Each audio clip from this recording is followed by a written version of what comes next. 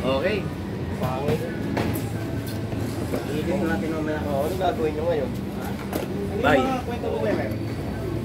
Hey. Upo ka! Bye. Yung kababayan mo, Kabisaya? lumuwas sa Maynila. Oo. Sabi nung kaibigan, Bay, taxi driver ka na pala ngayon dito ah. Sabi mo na ba yung lugar? Sabi, ano man? Nung isang araw man, nagkaroon ako pasahero. Babae, nagmamadali. Bisaya din? Hindi, pasahero. Bisaya. Sexy. Sexy. Sumakay, pagbukas ng pinto, sabi nung babae, oh, Mama, kantutin nyo lang ako. Kantutin? Kantutin? Kantutin nyo. Kinabahan ngayon si Bay. Yung driver? Oo, kasi... Yung driver na Bisaya? Oo, kasi nagulat siya sa sinabi ng babae. Sabi nung kayo, ano ginawa mo? Ginawa ko, nag-drive ako. Talagang habang nag-drive ako, kinabahan ako. Pagdating sa kanto, pumarap. Yung pala, General Tino, nasa corner. Yan, makinig ka muna rito. Oo, ipo ka muna. Makinig ka muna. General Tino pala yun. Nasa kanto, kaya pala kanto Tino lang. Kanto ni Tino. Kanto Tino. General Tino pala. Wala sa kanto ng Tino. Nasa corner pala siya ni Edsa. Kaya pala sa kanto, kaya pala. Kaya nagmamadali. Kanto Tino. Yun lang ako.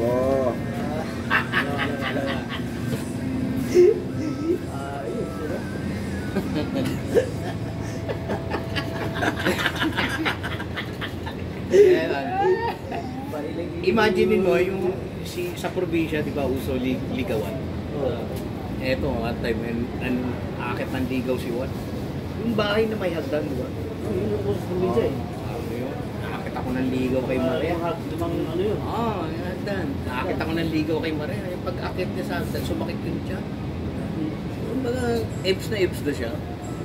Niwa niya, titiisin ko to. Mamadali ko na yung panliligaw. Pag-upo niya ngayon sa mata. Nakita ni Maria, Juan, nandito ka. Akit sana ako ligaw eh. Sige, pasok ka, sabi ni Maria. Pag-upo sa sopa, isasabihin sana si Juan, bigla siyang nautot. Oo, nautot. Pag-utot niya, tumahol yung aso. Pinagalitan ni Maria ng aso, kami nga may tao dito. Blackie pangalan na aso. Baga, may tao. Sabi ni Juan, buti na lang. Yung aso na pagbintangan. Oo, buti na lang. Buti. Yung aso yung niya pagbintangan, hindi ako. Magsasalita na uli si Juan. Autot na naman siya. Hindi na bintan? Oo, nilabit yan eh.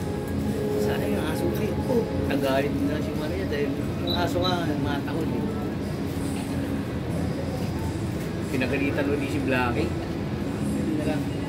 Buti na lang yung aso ulit. Sabi ni, buti na lang yung aso na uli pinagalitan. Ligtas na naman ako. Nung didigan na si Juan, ano lumakas pa yung utot niya. Tumahol na naman si Blackie. Ano sabi ni Maria? Kaya sabi ni Maria, Blackie, huwag ka nga ingay, malis ka na nga dyan, baka pang-apat tumahin na si Juan.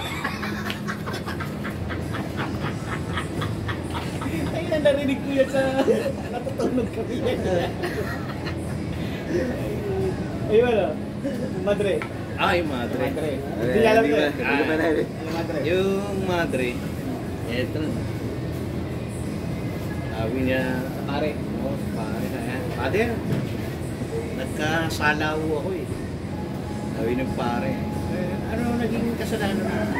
Nakahawak po ako ng ibon ng lalaki. Sabi niya, sige, mangumpisan ka, kumuha ka ng holy water, magbugas ka ng kamay. Para, sabi ng pare, sabi ng madre, pwede mo bang imumog?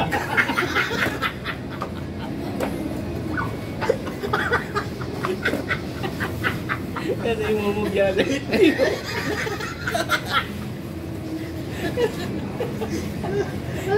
Akala niya, hindi yung mugrat. Sabi niya kay father, pwede mo bang imumog? Kasi hugas lang, hindi madadala lahat eh.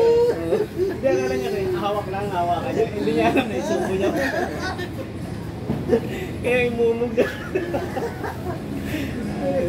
Ano yung ba yung larong Hay Alay? Hay Alay. Eh, totoo niyan, yung Pilipinas talaga yung, Pilipino talaga nagpaumpisa niyan. Nga lang walang pangalan.